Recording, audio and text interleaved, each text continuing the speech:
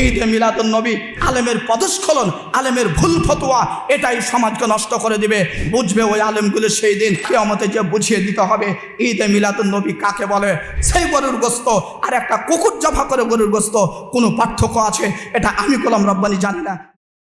এ হাদিসটা বলে আজকের আলোচনা শেষ করবে ইনশাআল্লাহ। উমর রাদিয়াল্লাহু তাআলা আনহু জিয়াদ ইবনে হুদাইরকে বলছেন, মা ইয়াহদিমুল ইসলাম, হে জিয়াদ ইবনে হুদাইর, তুমি কি জানো কোন জিনিসে ইসলামকে ধ্বংস করে? তুমি কি জানো কোন জিনিসে ইসলামকে ধ্বংস করে, ইসলামকে পৃথিবী থেকে তুলে দেয়? এই জিনিসগুলি কি জানো? কুলতুলা, আমি জিয়াদ বললাম আমার এই বিষয় জানা নেই। কোন জিনিসে ইসলামকে শেষ করে দেয় এটা আমার জানা নেই। তখন ওমর রাদিয়াল্লাহু তাআলা আনহু বলছেন, দল্লাতুল আলেমে, আলেমের পদস্খলন, আলেমের ভুল ফতোয়া, এটাতে আলেম নষ্ট হয়, জনগণ নষ্ট হয়, সমাজ নষ্ট হয়। আলেমের পদস্খলন এটা ইসলামকে হটিয়ে দেয়। তাই তো বাংলাদেশে 12ই রবিউল আউয়াল এক শ্রেণীর বাংলাদেশের আলেমের ফতোয়ার জোরে চলবে ঈদে মিলাদুন নবী। আরে কোরআন হাদিসের জ্ঞানও নাই, বিবেক বুদ্ধিও কি নাই। 12ই রবিউল আউয়াল পৃথিবীতে বাংলাদেশ নয়, পাকিস্তান নয়, ইন্ডিয়া নয়, সারা পৃথিবীর আলেম ওলামা সহ যত ইসলামী স্কলার আছে একজন ব্যক্তিও প্রমাণ করতে পারবে না যে 12ই রবিউল আউয়াল হলো আল্লাহ রসুলের জন্মদিবস। এটা কেউ প্রমাণ করতে পারবে না। তবে বেলা ইখতিলাফ, কোনো মতানক্য নাই, 12 রবিউল আউয়াল হলো রসুল সাল্লাল্লাহু আলাইহি সাল্লামের মৃত্যু দিবস। আর তার জন্মদিবসের বিষয়ে 16 থেকে 18টা মতামত আছে। কেউ বলেন 6 তারিখ, কেউ বলেন 7 তারিখ, কেউ বলেন 8 তারিখ, কেউ বলেন 9 তারিখ, এভাবে 16 থেকে 18টা মতামত আছে। তবে বলতে চেয়েছেন বিদ্বানগণ যে সেটা হবে 9 রবিউল আউয়াল। 9 রবিউল আউয়াল যদি হয় তাহলে 12 রবিউল আউয়াল কিভাবে জন্মদিবস হতে পারে? আর যদি তাই হয় তারপরে আল্লাহ রসুল জন্মদিবসে সিয়াম পালন করতে হবে, রোজা রাখতে হবে, আলাদা দান করতে হবে, কিয়াম করতে হবে, সালাত করতে হবে, কোনো কিছুই বলেনি। তাহলে যারা বাংলাদেশের শ্রেষ্ঠ ইসলামে রয়েছে, যারা বাইতুল মুকাররম সহ বাংলাদেশের ফতোয়া বিভাগে রয়েছে, কেন্দ্রীয় পর্যায়ে রয়েছে, তারা কি হাদিস কোরআন বোঝে না?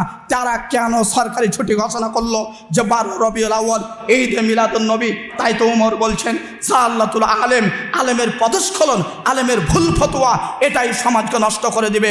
বুঝবে ওই আলেমগুলো সেই দিন যারা কিয়ামতে যে বুঝিয়ে দিতে হবে ঈদে মিলাদুন নবী কাকে বলে।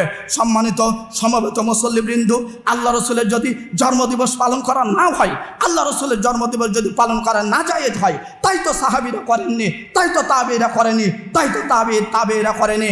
আজকেও বাংলাদেশের বিভিন্ন জায়গায় শোনা যায় জন্মদিবস পালন হয়। এই জামিয়া সালাফিয়া এত বড় প্রতিষ্ঠান, ভাগ্যকে খারাপ করিয়েন না, কপালকে নষ্ট করিয়েন না। কাবা যেখানে আছে সেখানে আছে আবু জাহাল, কাবা যেখানে আছে সেখানে আছে ওয়ালিদ বিন মুগিরা, কাবা যেখানে আছে সেখানে আছে ওয়ালিদ বিন মুগিরা, ওখানে আছে উতবা, ওখানে আছে সাইবা, ওখানে আছে হেড কাফের ওই আশরাফ, এরা সবাই সে জায়গায় আছে। কাবা যেখানে আছে সেখানে বড় বড় লম্পটেরা আছে। ভাই জামিয়া সালাফিয়া আপনাদের এলাকার জন্য রহমত। জামিয়া সালাফিয়া এখানে থাকার পরও আপনার বাড়িতে কিভাবে জন্ম অনুষ্ঠান খাওয়া হয়, যদি আপনি হাদিস কোরআন বুঝতেন তাহলে জানতেন জন্ম অনুষ্ঠানে যে গরুর গোস্ত পাক হয়েছে, সেই গরুর গোস্ত আর একটা কুকুর জবাই করে গরুর গোস্ত কোনো পার্থক্য আছে? এটা আমি গোলাম রব্বানী জানি না। জানি একই গোস্ত, কুকুরের গোস্তটা যেমন খাওয়া হারাম হয়েছে, শুকরের গোস্ত যেমন খাওয়া হারাম হয়েছে, তেমনইভাবে ওই গোস্তটাও খাওয়া হারাম যেটা জন্মদিবসে পালন করা হয়েছে। কাজে জন্মদিবস পালন করা হারাম, মৃত্যু দিবস পালন করা হারাম, সাধারণ পাবলিকের জন্মদিবস মৃত্যু দিবস হারাম, আলেম ওলামার জন্মদিবস মৃত্যু দিবস হারাম, নেতাদের যারা জন্মদিবস পালন করা হারাম। এমপি মন্ত্রী সহ পৃথিবীর এমন কোনো ব্যক্তি নাই যার জন্মদিবস পালন করা যায়। সর্বসম্মতিক্রমে জন্মদিবস, মৃত্যু দিবস এই অনুষ্ঠানগুলি হারাম করে গেছেন বিশ্বনবী মুহাম্মদ রাসূলুল্লাহ সাল্লাল্লাহু আলাইহি সাল্লাম। তাই তো ওমর বলছেন হাদিসটা মাউকুফ, সনদ হাসান বা সহিহ, আমলযোগ্য। সম্মানিত উপস্থিতি, তাই ওমর বলছেন আলেমের পদস্খলন সেটাই মানুষকে নিচে নামিয়ে দিবে। জন্মদিবসের অনুষ্ঠান আলেম নিষেধ কেন করবে? আলেমকে তোই দেখছি ওই তো বসে বসে তাজা গোস্ত খাচ্ছে, আর বসতে তরকারি রান্না ভালোই হয়েছে, আলহামদুলিল্লাহ ভালোই হয়েছে। ঘাস দিয়ে বেদাত উঠবে, কি দিয়ে বেদাত উঠবে? দ্বিতীয় ওমর বলছেন জিয়াদ ইবনে হুদাইর, মনে রাখো, দ্বিতীয় নম্বর হচ্ছে জিদালুল মুনাফিকি বিল কিতাব ওয়াস সুন্নাহ। মুনাফিকের কোরআন হাদিসকে নিয়ে তর্ক বিতর্ক করা, এটাতে ইসলাম শেষ হয়ে যায়। তৃতীয় নম্বর হলো হুকমু আইম্মাতুল মুদিল্লিন। হুকমু আইম্মাতুল মুদিল্লিন, পথভ্রষ্ট ইমামের শাসন দ্বারা, পথভ্রষ্ট নেতার শাসন দ্বারা ইসলাম চলে যাবে। যার প্রমাণ হলো বাংলাদেশ। বাংলাদেশে যদি কথা বলা যায়, কিসের ল বিভাগ করেছে, কিসের আইন বিভাগ করে এসেছে, কিসের লন্ডন আমেরিকা পড়ে এসেছে। 5 কাঠা জমি কেস করেছে, 5 কাঠা জমির সিদ্ধান্ত হয় 20 বছরে ফাইনাল হয় না।